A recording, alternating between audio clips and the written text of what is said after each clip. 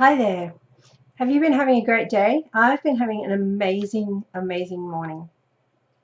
I hiked up the hill, the back of our place, and have been doing some summer pruning on the plum trees, which is very important to do at this time of the year because the sheep haven't got much green to eat.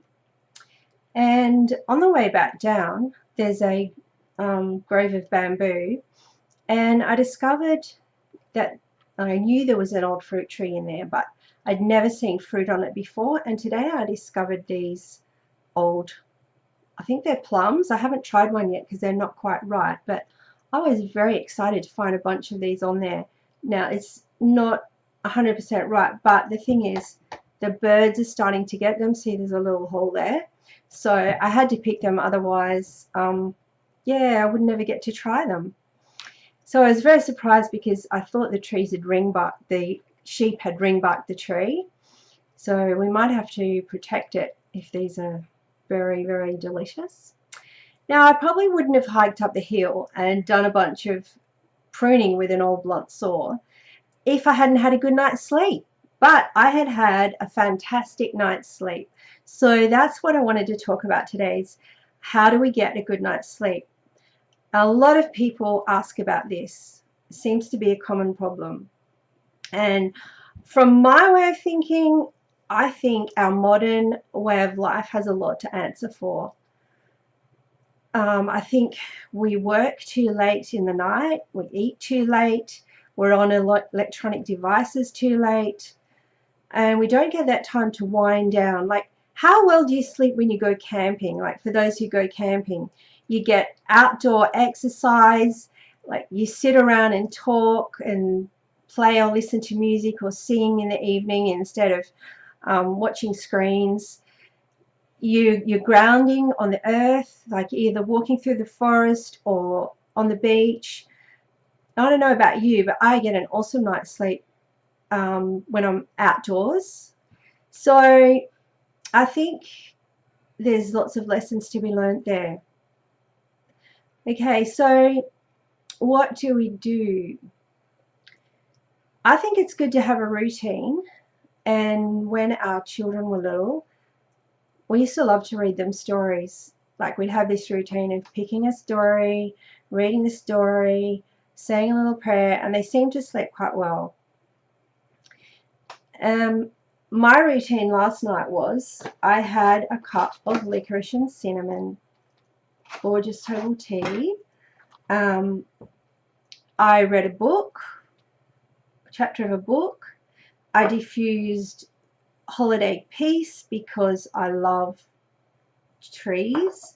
I put cedarwood on the bottoms of my feet, and I took serenity capsules.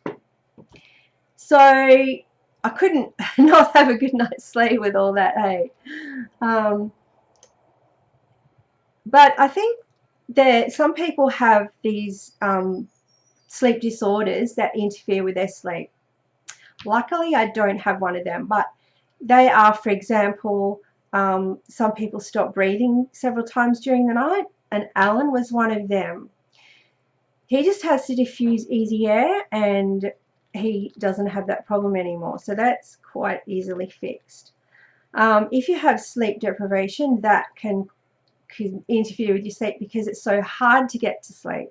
And I have suffered from that, like especially when I had 4 little children.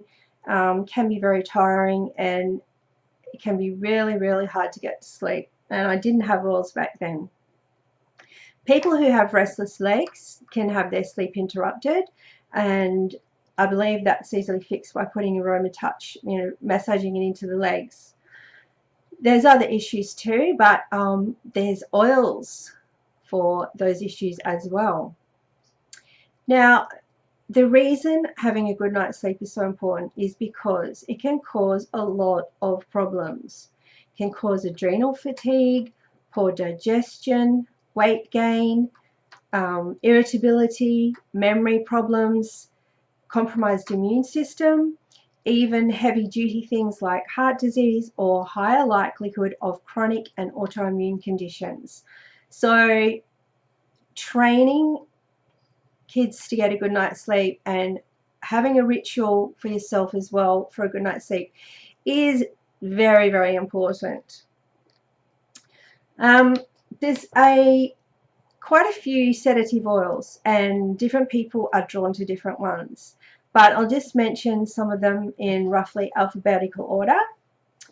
Clary sage, frankincense, geranium, juniper berry. Now juniper berry is a special one because that's the one for night terrors. Lavender, lavender peace, marjoram, patchouli, Roman chamomile, vetiver, it's very popular, lang lang, spikenard, sandalwood. So they're the oils which can either be diffused on their own or in a combination. Oh, bergamote's on that list too, and cedarwood. Or they can be massaged into the bottoms of the feet. So really powerful. Also these Serenity capsules, which are from the US warehouse, they are really good too. So they're my tips for having a good night's sleep. Winding down in the evening, getting off screens an hour before bed, eating at least 2 hours before bedtime, not an hour before bedtime. Doing activities which are not too exciting, like just reading, talking, listening to music, that kind of thing helps you wind down in the evening. I know sometimes it can be tricky, but it is important, so try and schedule those things in. And those oils, again, bergamot, cedarwood, clary sage, frankincense, geranium, juniper berry, lavender, lavender peace, marjoram, patchouli, Roman chamomile, vetiver, lang lang, spikenard, sandalwood, plus Serenity capsules. And yeah, I reckon anyone can have a good night's sleep with that routine. Okay, hope you have a good one tonight. Thank you. Bye.